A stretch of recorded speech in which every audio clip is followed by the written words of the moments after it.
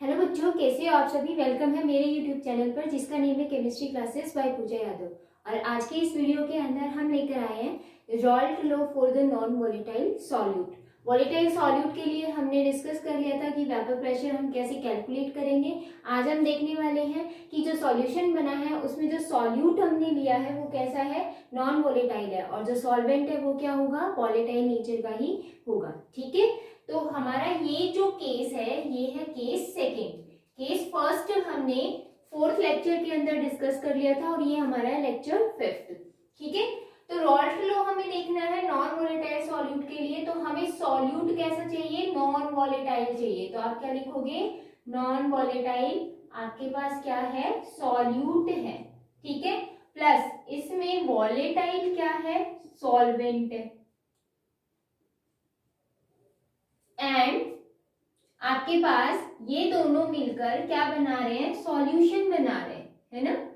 तो अब आपको वेपर प्रेशर कैलकुलेट करना है। देखो बच्चों, आपके पास एक बीकर है और उस बीकर के अंदर जो ये सॉल्यूट भरा हुआ है लिक्विड फॉर्म के अंदर है। ठीक है, एंड ये जो इसका नेचर कैसा है, नॉन वॉलेटाइल नेचर, मतलब यहाँ पर आपको वेपर्स नहीं दिखेंगे, और जब वेपर ही नहीं बनेंगे तो वेपर प्रेशर भी नहीं होगा।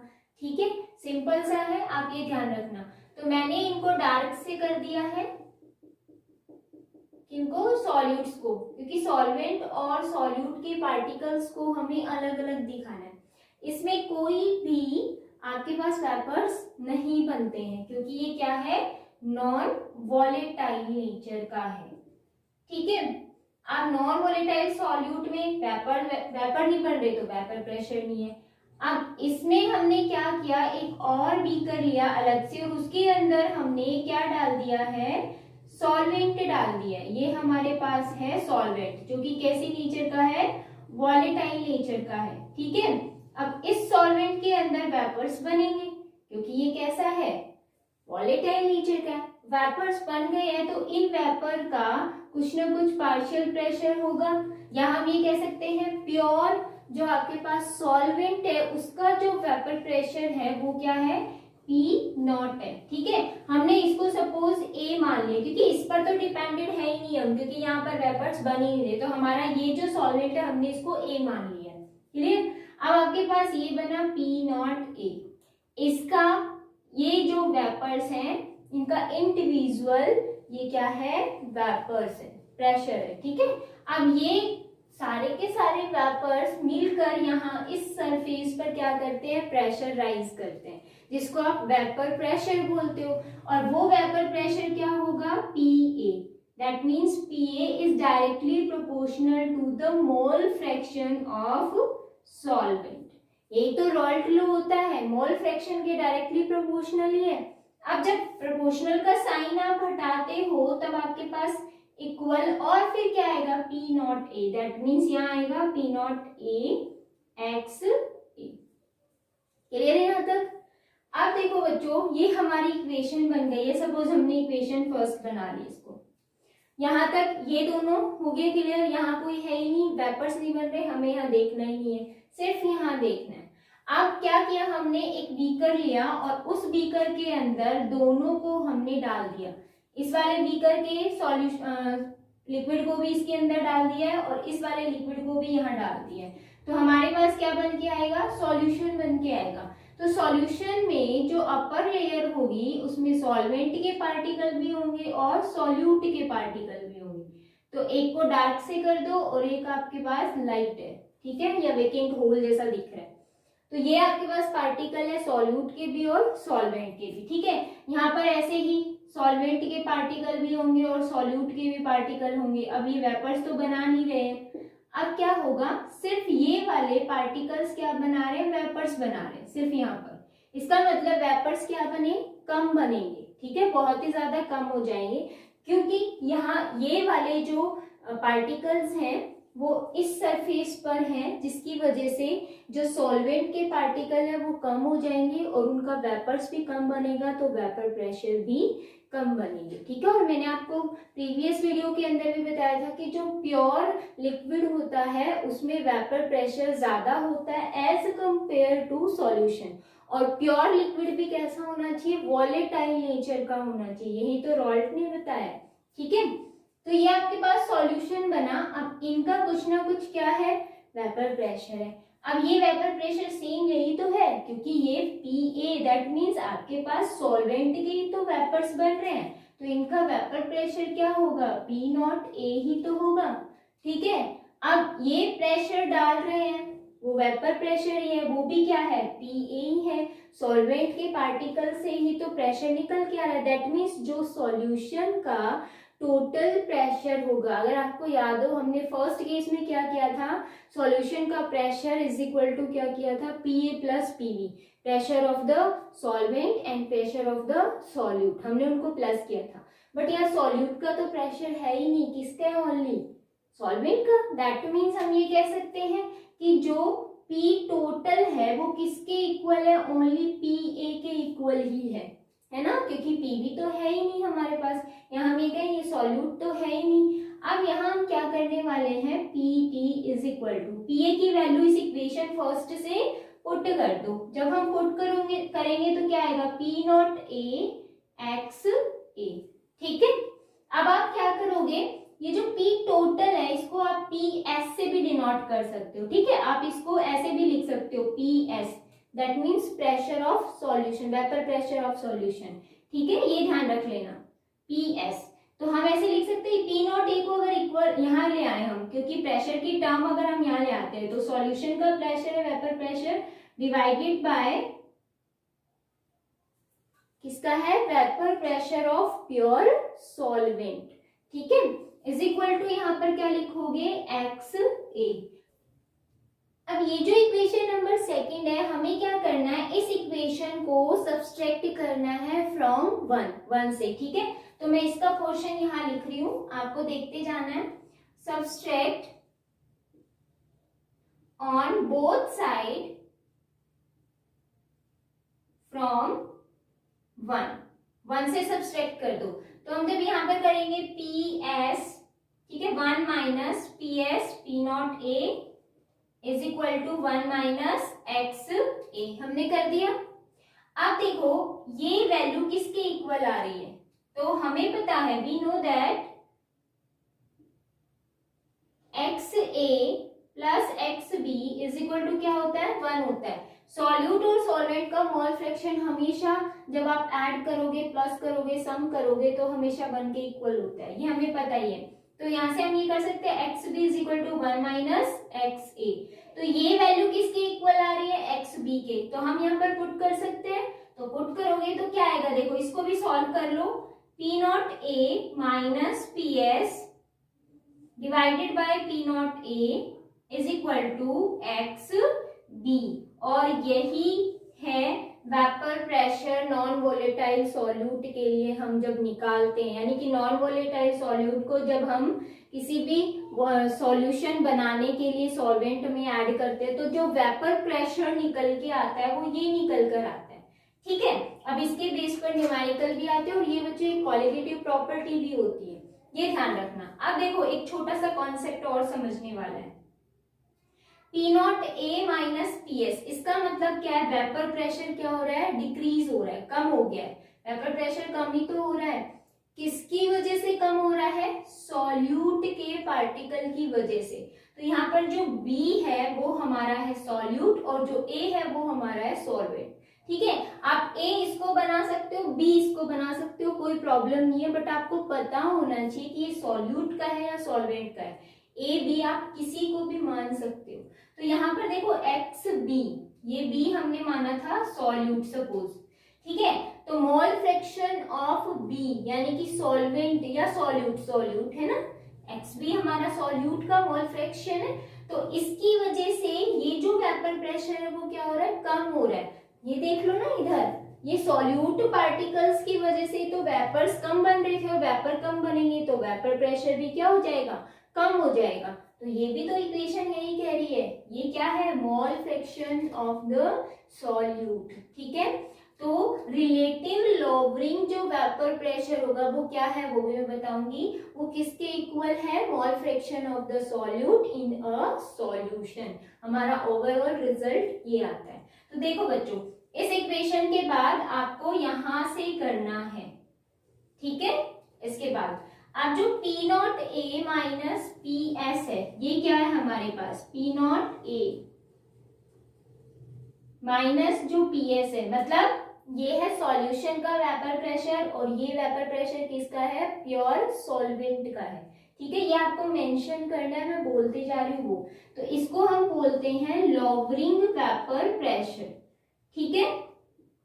बट आपके पास जो ये पूरी टर्म आती है वो क्या आती है, relative lowering vapour pressure, that means P not a minus P S divided by P not a जो है वो क्या है हमारा, रिलेटिव लोवरिंग वेपर प्रेशर, जिसको हम बोल सकते हैं RLVP, ठीक है। ये ध्यान रखना है। तो ये रिलेटिव लोवरिंग वेपर प्रेशर जो है वो किसके इक्वल है, mole fraction of the solute के, क्लियर। तो ये था Raoult law for the non volatile solute, clear है ये।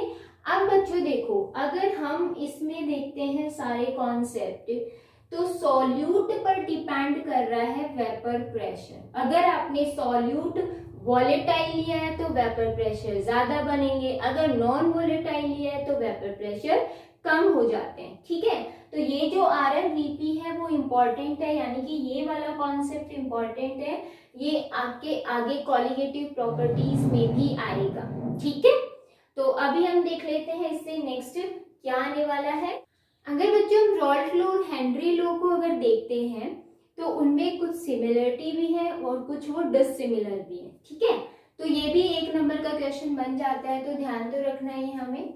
तो देखो बच्चों, जो रॉल्ट लॉ है वो क्या कहता है, वो आपको पता है अच्छे से, रॉल्ट लॉ इसमें क्या होता है, जो वेपर प्रेशर होता है वो डायरेक्टली प्रोपोर्शनल होता है किसके, मोल फ्रैक्शन के, ठीक है। वो कंपोनेंट या लिक्विड ए भी हो सकता है, बी भी हो सकता है। तो हम सिंपल टर्म लेकर चल रहे हैं अभी, vapour pressure is directly proportional to the mole fraction, ठीक है।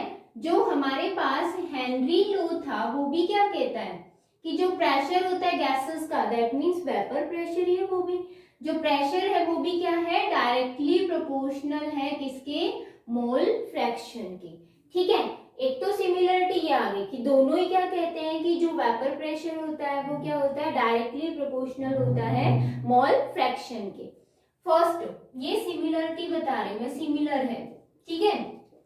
सेकेंड सिमिलरिटी क्या है, देखो बच्चों, हेनरी ने ये नहीं बताया था कि जो सॉल्यूट है वो वोलेटाइल लेना है या नॉन वोलेटाइल लेना है, बट अगर आप सॉल्यूट वोलेटाइल लेते हो तो हेनरी लॉ एप्लीकेबल होता है, ठीक है।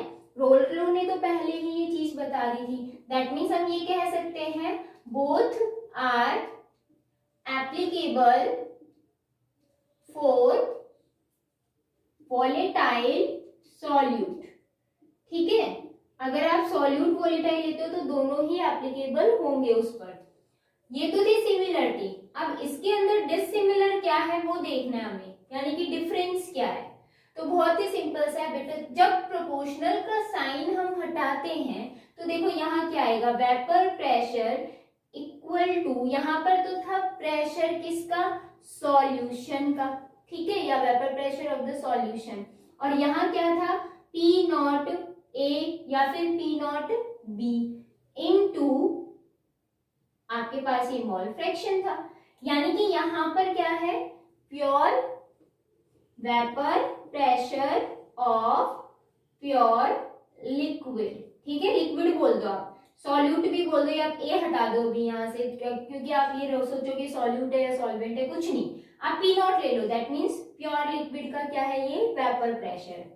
हेनरी की अगर हम देखें तो जो प्रेशर था वो इक्वल टू, यहाँ पर क्या आया था, KH इंटू मोल फ्रैक्शन, ठीक है। और यहाँ पर जो KH है वो क्या था, हेनरी कांस्टेंट था, राइट। तो बस इतना सा डिफरेंस है कि जब प्रोपोर्शनल का साइन हटाते हैं तो यहाँ पर क्या आता है, P नॉट आता है, जो कि क्या होता है, vapour pressure of pure liquid, but यहाँ पर क्या आता है, हेनरी कांस्टेंट। ये इसमें क्या है, डिसिमिलरिटी है, ठीक है। तो हेनरी लॉ और रॉल्ट लॉ में सिमिलरिटी भी याद रखनी है और डिसिमिलरिटी भी आप दोनों आपको याद रखनी है, ठीक है, दोनों टर्म्स। अब देखो बच्चों, रोल्ट लॉ के बेसिस पर जो सॉल्यूशंस होते हैं वो दो टाइप के होते हैं और वो टाइप्स हमें डिस्कस करने, तो देखते हैं अभी। आइडियल और नॉन आइडियल सॉल्यूशन में हम डिफरेंस करते हुए चलेंगे, ठीक है, ताकि आपको अच्छे से समझ में आए। आइडियल सॉल्यूशन वो होते हैं जो कि रोल्ट लॉ को फॉलो करते हैं, ठीक है, और नॉन आइडियल जो है वो रोल्ट लॉ को फॉलो नहीं करते हैं। बस इतना ध्यान रखना, रोल्ट लॉ मतलब वेपर प्रेशर जो है किसी भी गैसेस लिक्विड का वो या गैसेस का वो किसके डायरेक्टली प्रोपोर्शनल है, mole fraction of the component या लिक्विड, ठीक है। तो रोल्ट लॉ को ये क्या करते हैं, ओबे करते हैं, ओबे रोल्ट लॉ। फर्स्ट डिफरेंस तो ये आ गया, बहुत ही इजी है बच्चों, ज्यादा टफ नहीं है ये।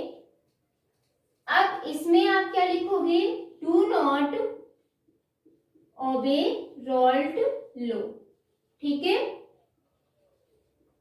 नेक्स्ट देखो बच्चों, अब आप ये कहते हो कि जब सॉल्यूशन हम लेते हैं तो उनमें क्या होता है, एक सॉल्यूट होता है और एक सॉल्वेंट होता है, उसको हम डिसॉल्व करके क्या बना रहे हैं, सॉल्यूशन बना रहे हैं, है ना।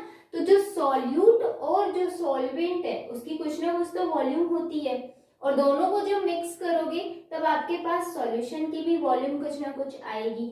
तो जो आइडियल सॉल्यूशन होते हैं उसमें जो वॉल्यूम चेंज होती है डेल्टा वी, वो क्या रहती है, जीरो। इसका मतलब वॉल्यूम चेंज होती ही नहीं है। कैसे, जैसे सपोज करो हमने क्या किया, सॉल्यूट लिया है, आपके पास है सपोज कि ये हमारे पास है 5 ml और हमने जो सॉल्वेंट लिया वो भी कितना है, 5 ml, ठीक है। और हमारे पास जो सॉल्यूशन बना यहाँ पर वो सॉल्यूशन जो है वो कितना है, 10 ml बना है। तो आप यहाँ करो 5 + 5 कितना आ रहा है, 10 ml आ रहा है और यहाँ भी क्या आ रहा है, 10 ml आ रहा है। इसका मतलब कोई भी चेंजमेंट नहीं हुआ वॉल्यूम में, तो वो क्या हो गया है, आइडियल सॉल्यूशन है। और अगर वॉल्यूम में चेंजमेंट आई तो इसका मतलब वो क्या है, नॉन आइडियल सॉल्यूशन, क्योंकि ये रोल्ट लॉ को फॉलो नहीं करता। ये रोल्ट लॉ जो होता है एक पर्टिकुलर टेम्परेचर एंड प्रेशर पर होता है और ये जब रोल्ट लॉ फॉलो नहीं करेंगे तो ये कंडीशंस भी नहीं लगेंगी। इसका मतलब इसमें क्या होता है, जब भी सॉल्यूट को सॉल्वेंट के अंदर डालते हो तो ये क्या करते हैं, बहुत ही ज्यादा अमाउंट में हीट रिलीज करते हैं और हीट रिलीज करने की वजह से वॉल्यूम क्या हो जाती है, चेंज हो जाती है, ठीक है। तो इसमें आप क्या लिखोगे कि जो वॉल्यूम चेंज होगी वो नॉट इक्वल टू 0, यानी कि वॉल्यूम चेंज होगी ही होगी और इसमें वॉल्यूम चेंज नहीं होगी, ठीक है। ये समझ में आया। नेक्स्ट देखो, मैंने अभी आपको बोला कि हीट रिलीज होना, इसका मतलब क्या होता है, एंथैल्पी चेंज, डेल्टा एच। तो उससे आपको एक कॉन्सेप्ट तो आ गया होगा समझ में, फटाफट आप बता सकते हो कि जो आइडियल सॉल्यूशन है उनमें वॉल्यूम चेंज हुई नहीं, इसका मतलब उनमें कोई चेंजमेंट नहीं है, तो एंथैल्पी चेंज जो है वो भी क्या रहेगी, 0 रहेगी, ठीक है। सॉल्यूट और सॉल्वेंट को मिक्स करने के बाद, तो ये भी मिक्सिंग की है, ये भी मिक्सिंग की है। अगर हम नॉन आइडियल की बात करें तो मैंने कहा एंथैल्पी चेंज क्या होगी, अभी हमने कहा सॉल्यूट सॉल्वेंट डिसॉल्व किया, ज्यादा अमाउंट में हीट रिलीज हुई, दैट मींस एंथैल्पी चेंज हुई। अगर हीट रिलीज होती है या फिर एब्जॉर्ब होती है तो हमेशा एंथैल्पी या एनर्जी की जो टर्म है वो चेंज होती है। तो आप यहाँ क्या लिखोगे, delta S is not equal to 0। इसका मतलब यहाँ पर क्या हो रहा है, चेंजमेंट हो रहा है एंथैल्पी के अंदर, ठीक है। नेक्स्ट देखो, ये वाला पॉइंट आपको अच्छे से समझ में आएगा जब मैं नेक्स्ट वाला पार्ट बताऊंगी, तब ये वाला वहीं पर क्लियर हो जाएगा आपका। देखो बच्चों, अभी हम कह रहे हैं सॉल्यूट ले रहे हैं, सॉल्वेंट ले रहे हैं, फिर हम उसको मिक्स कर रहे हैं और तब हमारे पास क्या बन रहा है, सॉल्यूशन बन रहा है। सपोज करो मैंने क्या लिखा कि आपके पास सॉल्यूट जो है, सॉल्यूट को आप बी मान लो या ए मान लो, सपोज मैंने ए मान लिया है, तो ये आपके पास है सॉल्यूट पार्टिकल जिसमें बॉन्ड तो होता ही है, ठीक है, और ये है आपके पास सॉल्वेंट जिसको हमने बी माना है, और फिर हमारे पास क्या बना, सॉल्यूशन बना। तो ए बी, क्योंकि इनके बीच में क्या बना, बॉन्डिंग हुई, तभी तो ए बी बना, सॉल्यूशन बना। तो आपने क्या किया, इस बॉन्ड को ब्रेक किया, इस बॉन्ड को ब्रेक किया, तभी तो इनके बीच में बॉन्ड बना नया, ठीक है। तो यहाँ पर जो बॉन्ड ब्रेकिंग के लिए एनर्जी रिक्वायर्ड थी, यहाँ पर बॉन्ड फॉर्मेशन के लिए जो एनर्जी चाहिए थी वो रिलीज होना, ठीक है, तो वो दोनों ही क्या है, इक्वल है, और इक्वल होने की वजह से जो एंथैल्पी है चेंज वो भी क्या रहेगी, जीरो रहेगी, यानी कि चेंज नहीं होगी, कांस्टेंट ही रहेगी। समझ आया? इसका मतलब क्या है, नेक्स्ट हम पॉइंट ये कह सकते हैं कि जो इंटरमॉलिक्यूलर फोर्सेस होते हैं इनके बीच में, solute solute and solvent solvent के बीच में, वो किसके इक्वल होते हैं, सॉल्यूशन में इंटरमॉलिक्यूलर फोर्सेस के बेस पे, ठीक है, ये बताना आपको, उन दोनों के इक्वल ही है, यानी कि इनके बीच में जो फोर्स ऑफ अट्रैक्शन है और इनके बीच में जो फोर्स ऑफ अट्रैक्शन है वो क्या है, इक्वल ही है, ठीक है। आप ये मान सकते हो इसके बीच में फोर्स ऑफ अट्रैक्शन कैसा है, weak van der Waals force of attraction, यहाँ भी weak van der Waals force of attraction यहाँ भी है, तो यानी कि आपके पास सॉल्यूट सॉल्वेंट एंड जो सॉल्यूशन है उनमें सभी में क्या होता है, फोर्स ऑफ अट्रैक्शन जो है वो क्या है, सेम है, इक्वल है, ठीक है, समझ आया? इसीलिए जो एंथैल्पी चेंज है वो भी क्या रहेगी, जीरो। तो हम ये कह सकते हैं intermolecular forces between solute solute and solvent solvent equal to solution interaction, ठीक है, आप ये लिख सकते हो। एंड जब इसकी बात हम करेंगे नॉन आइडियल सॉल्यूशन की, तो इसमें क्या होगा बच्चों, जो सॉल्यूट सॉल्यूट और जो सॉल्वेंट सॉल्वेंट के बीच में फोर्स ऑफ अट्रैक्शन है वो सॉल्यूशन में सॉल्यूट और सॉल्वेंट के बीच की अट्रैक्शन से क्या होगा, अलग होगा, सेम नहीं होगा। तो मैंने यहाँ सॉल्यूशन लिखा है ना, तो सॉल्यूशन की जगह आप क्या लिख सकते हो, सॉल्यूट सॉल्वेंट इंटरैक्शन, ठीक है, ये चीज ध्यान रखना, इसलिए मैंने सॉल्यूशन लिख दिया, क्योंकि इसमें देखो ए क्या है, सॉल्यूट, बी क्या है, solvent, that mean solute solvent interaction. तो यहाँ पर हमने क्या लिखा है, सेम है, देखो यहाँ लिखा इक्वल या सेम, और यहाँ पर हम क्या लिखेंगे, नॉट इक्वल, बस, यानी कि लाइन पूरी एज इट इज लिखनी है, इक्वल के आगे नॉट लगाना है, वो क्या हो जाएगा, नॉन आइडियल सॉल्यूशन हो जाएगा। क्लियर है? तो यहाँ पर आइडियल सॉल्यूशन के ये 4 पॉइंट्स कंप्लीट हुए। अब देखो बच्चों, जो आइडियल सॉल्यूशन होते हैं वो एजोट्रॉप्स की फॉर्मेशन नहीं करते, बट नॉन आइडियल सॉल्यूशन एजोट्रॉप्स की फॉर्मेशन करते हैं। ये एजोट्रॉप्स क्या होते हैं, कितने टाइप्स के होते हैं, वो हम नेक्स्ट वीडियो के अंदर डिस्कस करेंगे, ठीक है। अभी फिलहाल इतना समझो कि आइडियल सॉल्यूशन जो है वो क्या करेंगे, डू नॉट फॉर्म एजोट्रॉप्स, और ये क्या करते हैं, फॉर्म एजोट्रॉप्स, ठीक है, बस इतना ध्यान रखो। अब बच्चों यहाँ पर फोर्स ऑफ अट्रैक्शन अगर आपको समझ में आ गया तो उसके बेसिस पर आप एग्जाम्पल बहुत अच्छे से दे सकते हो, ठीक है। तो अभी हम इन दोनों के एग्जाम्पल डिस्कस करने वाले हैं, जल्दी से इसका स्क्रीनशॉट ले लीजिए। बच्चों मैंने यहाँ पर आइडियल और नॉन आइडियल सॉल्यूशन के कुछ एग्जाम्पल लिखे हैं, देखो एग्जाम्पल समझना, और मैंने इजी वे में 3 एग्जाम्पल लिखे हैं, सिर्फ आप 3 एग्जाम्पल्स या फिर 2 एग्जाम्पल्स याद कर सकते हो। देखो बेंजीन प्लस टोलुइन, बेंजीन की स्ट्रक्चर आपको पता है कैसी होती है, राइट, साइक्लिक रिंग होती है ना, एक 6 मेंबर्ड, और उसमें डबल बॉन्ड होते हैं 3। एंड टोलुइन की कैसी होती है, बेंजीन के ऊपर CH3 ग्रुप लगा हुआ है, ठीक है, यानी कि यहाँ भी कार्बन कार्बन के बीच में बॉन्ड ही है, यहाँ भी कार्बन कार्बन के बीच में बॉन्ड है, इसका मतलब इनमें फोर्स ऑफ अट्रैक्शन क्या रहेगा, इक्वल ही रहेगा, ठीक है। अगर इन दोनों को मिक्स करके और फिर हमें क्या बनाना होता है, सॉल्यूशन। ऐसे ही हेक्सेन और हेप्टेन की अगर हम बात करें, हेक्सेन में कार्बन कितने होंगे, 6, और हेप्टेन में कार्बन कितने होंगे, 7। आपको पता है एक लीनियर चेन बनानी है, ठीक है, हेक्सेन और हेप्टेन की, तो उसमें भी क्या है, कार्बन और हाइड्रोजन, कार्बन कार्बन के बीच में बॉन्डिंग है, इसलिए इनमें भी क्या होगा, इंटरेक्शन जो होगा दोनों का क्या रहेगा, सेम रहेगा। अगर हम बात करें क्लोरोबेंजीन और ब्रोमोबेंजीन की, तो देखो बच्चों यहाँ पर बेंजीन है, उसके ऊपर क्लोरीन जुड़ी हुई है, और एक पर क्या जुड़ी हुई है, ब्रोमीन जुड़ी हुई है। तो अगर हम बात करें क्लोरीन और ब्रोमीन की, दोनों ही क्या है, हेलोजन फैमिली के मेंबर है, है ना। तो इनमें भी क्या होगा, फोर्स ऑफ अट्रैक्शन क्या रहेगा, सेम रहेगा। तो ये क्या रहेंगे, आइडियल सॉल्यूशन। ठीक है, आइडियल सॉल्यूशन बनाएंगे ये दोनों आपस में मिलके आइडियल सॉल्यूशन बनाएंगे, ऐसे ये दोनों आपस में मिलके आइडियल सॉल्यूशन बनाएंगे। अगर हम नॉन आइडियल सॉल्यूशन की बात करें तो इथाइल एल्कोहल प्लस वाटर है। अगर हम ये अच्छे से देखें तो इथाइल एल्कोहल और वाटर दोनों में ही फोर्स ऑफ अट्रैक्शन अलग अलग होता है, क्योंकि आपको पता है जो वाटर होता है वो क्या बनाता है, हाइड्रोजन बॉन्डिंग बनाता है जो कि स्ट्रांग होती है।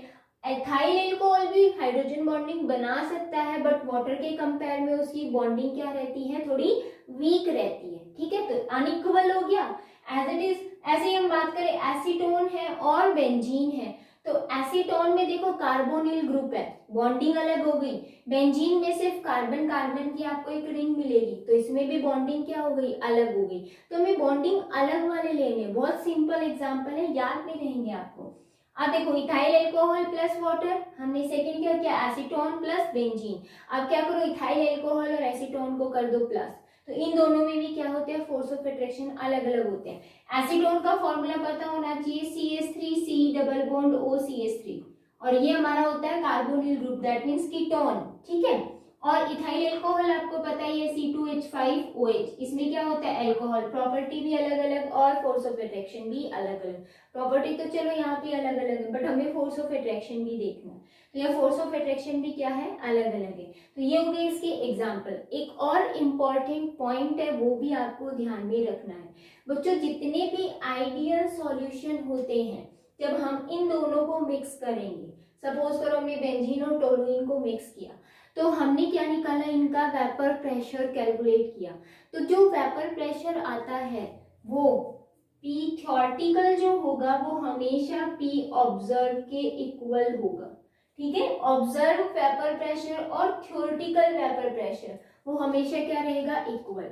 आपने जो ऑब्जर्व किया है मतलब कैलकुलेट किया, वो आपका रहेगा ऑब्जर्व, और ये पहले से ही कैलकुलेटेड आपको थ्योरेटिकल के अंदर मिलेगा, मतलब आपके पास मिलेगा ये। तो अगर आपकी वैल्यू इसके इक्वल आई, जैसे हम क्या करते हैं प्रैक्टिकल के अंदर किसी का भी मेल्टिंग पॉइंट निकालते हैं, कोई भी आपको एक कंपाउंड दे दिया और ये कहा कि इसका मेल्टिंग पॉइंट निकालो, ठीक है, जैसे कि ऑक्सैलिक एसिड दे दिया, उसकी डिटेक्शन करनी होती है, फिर बाद में हमें क्या करना है, तो उसका मेल्टिंग पॉइंट निकालना होता है। तो मेल्टिंग पॉइंट आप जब आपकी बुक में देखोगे तो आपको मिलेगा कि इसका मेल्टिंग पॉइंट इतना है, तो वो आपका हो गया थ्योरेटिकल। ठीक है, और आपने क्या किया, जब आपने मेल्टिंग पॉइंट निकाला तो आपका उसके नियर बाय क्या आता है, सेम ही आता है। पॉइंट्स में थोड़ा बहुत डिफरेंस हो सकता है, बाकी नियर बाय क्या आता है, सेम आता है। तो अगर सेम आया तो इसका मतलब वो क्या है, आइडियल सॉल्यूशन। ठीक है, और अगर थ्योरेटिकल वेपर प्रेशर ऑब्जर्व के इक्वल नहीं है तो इसका मतलब वो क्या है, नॉन आइडियल सॉल्यूशन। इसीलिए मैंने सबसे लास्ट में बताया ताकि आपको ये पॉइंट याद रहे।